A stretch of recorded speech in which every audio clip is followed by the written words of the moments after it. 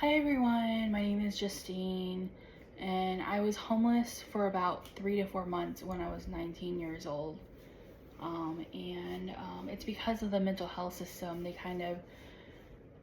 I was petitioned to go hospitalized into a mental hospital where I was being evaluated, and I was there for I think a couple weeks, and they decided to sign me off onto the street at Cass Homeless Shelter, which is the worst homeless shelter in Arizona. And I did not, I was so naive. I thought it would be like an adventure or something, being homeless or at a homeless shelter. That was just me being stupid, of course. I, I was having there was some conflict between me and my mom during that time. And the communication with me was really bad.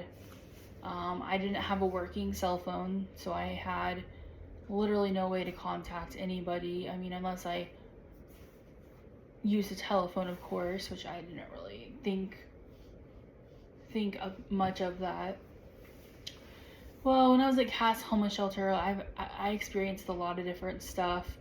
First of all, they told me, "Oh, hey, yeah, come on, like, we don't want you on the street. We want you to live at this homeless shelter for a little bit."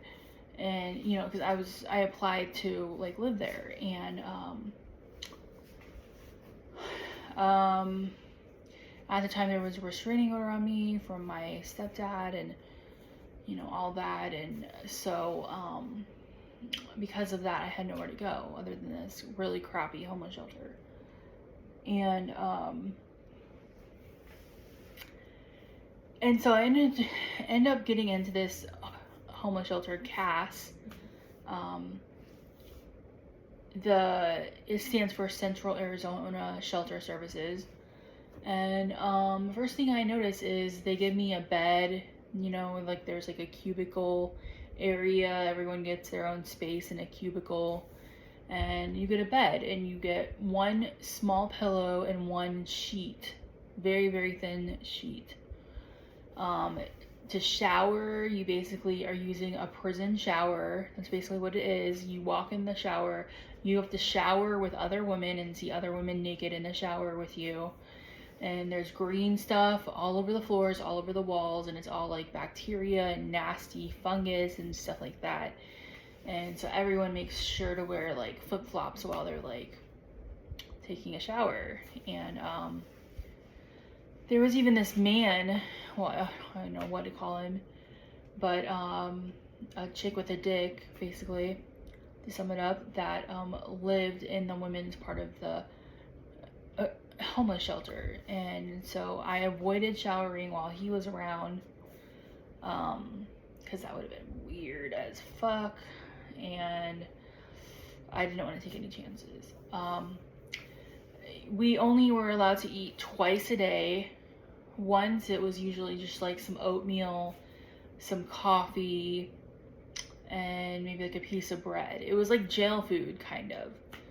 And then for lunch, they had across the street from the shelter, they had a place, I forgot the name of it, but they served like food that was decent, but at the same time could get you really sick if you ate the wrong, picked up the wrong hot dog or whatever. They had like hot dogs. Sometimes they served like salad. Sometimes they served soup. The food wasn't that great.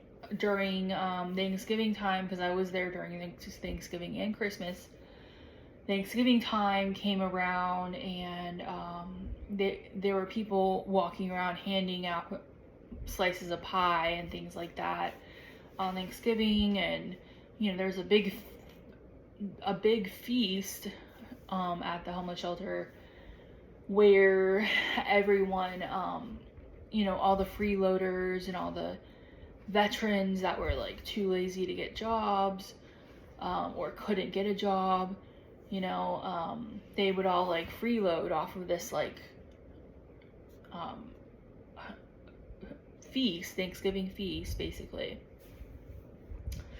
So anyway, and then there was this guy that had a lot of well, the shelter was right by a men's prison, and I think it was kind of close to a women's prison too, but I'm not sure. I do know for sure though that there was a men's prison nearby, and so there were a lot of men at the homeless shelter that had just gotten out of prison. So you know, we all had to deal with that.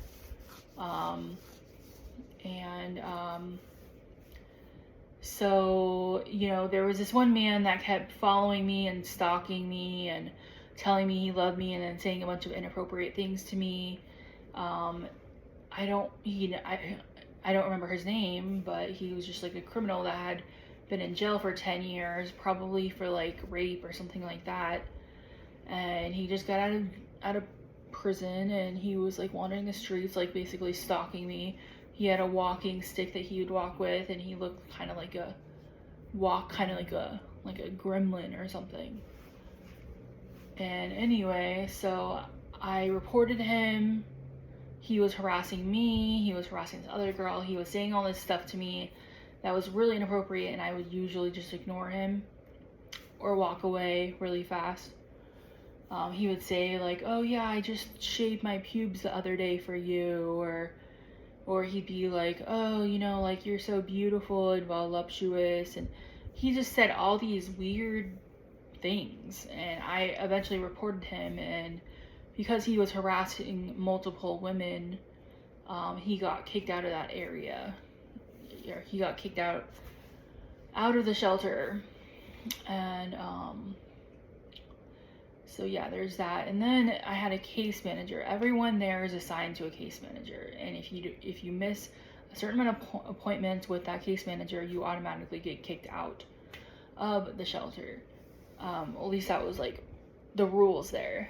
And so this guy, I'm not gonna say his name because I don't want there to be drama online at all or anything like that, but yeah, so this man, you know, he's an okay looking dude. He has like tattoos. He has tattoo sleeves, and you know, and his nose is pierced. You know, his style is kind of like gothic looking. Anyway, you know, he becomes my case manager, and I had mentioned to him, you know, like, I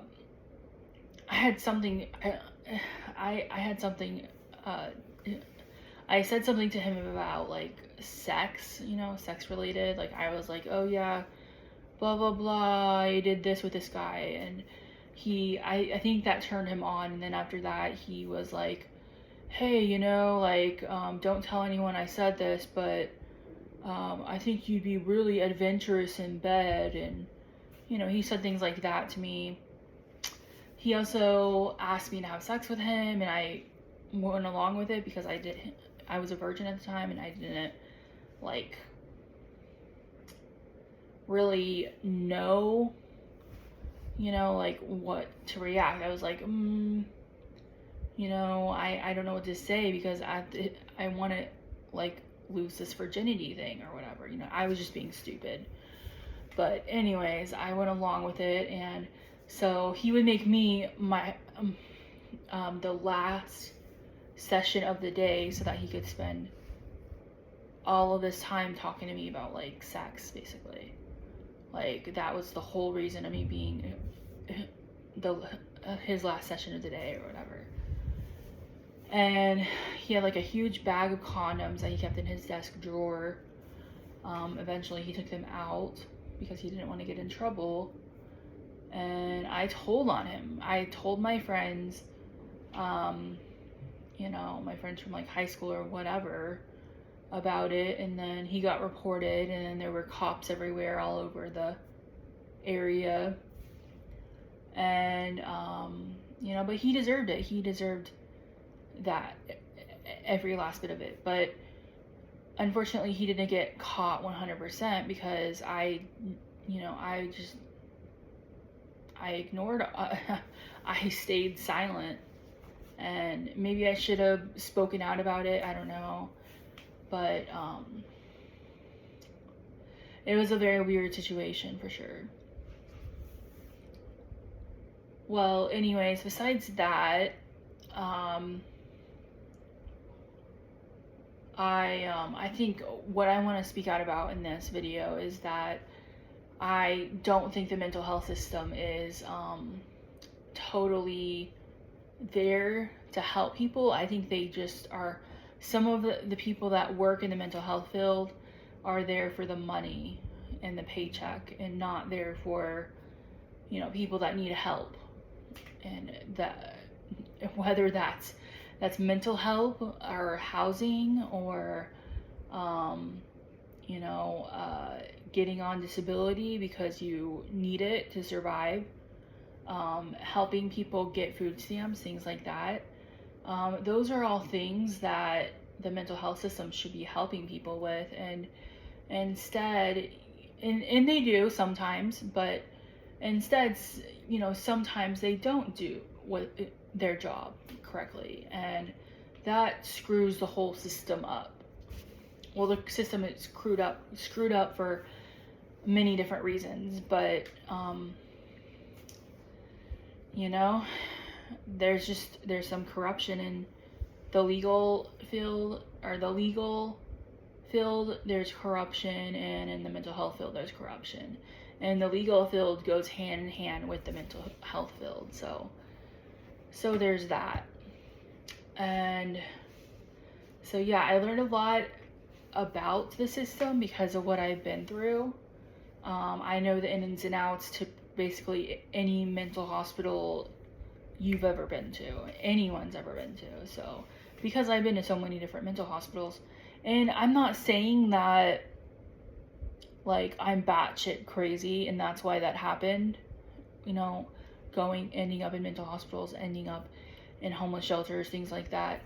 I've been in group homes before too, where the staff are calling the clients bitches and, or fat ass or whatever, and just being abusive, putting locks on the refrigerator 24/7, and, and just, giving someone an Easter basket full of candy, and right before you hand it to them, you put all the candy in your mouth and you suck on it and you put it back in the basket and give it to someone. I actually witnessed one group home doing that I was in, and that's abusive. That's very, very abusive to do something like that. And there's so many situations I've been in where I didn't speak up for myself, and I should have. And because of that, those people are probably going to do it to someone else. And so I'm speaking up now. I feel like YouTube gives people a voice, and that's why I have my YouTube channel. Well, one of the reasons why. And but eventually, after all that went down, I did go to some sort of office area of the homeless shelter or something, where there was a telephone, and I was so mad at my mom. I blamed my mom for everything back then, and I pick up the telephone and I'm like,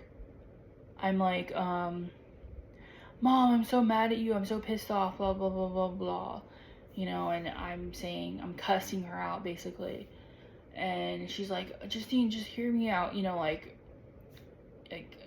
she, from receiving that phone call, she knew where I was, because my mom did a well check on me, and the police couldn't even find me, or if they did know where I was, they never told my mom about it for whatever reason. And and then they had something there called CAS crud, which is a sickness that you get while you're in CAS, the homeless shelter. And it's a horrible sickness. It's like pneumonia, coughing, wheezing, having a bunch of nasty bacteria all stuffed up in your throat. And a lot of it's from inhaling cigarette smoke and the cold weather mixed with just different things, bacteria you're exposed to.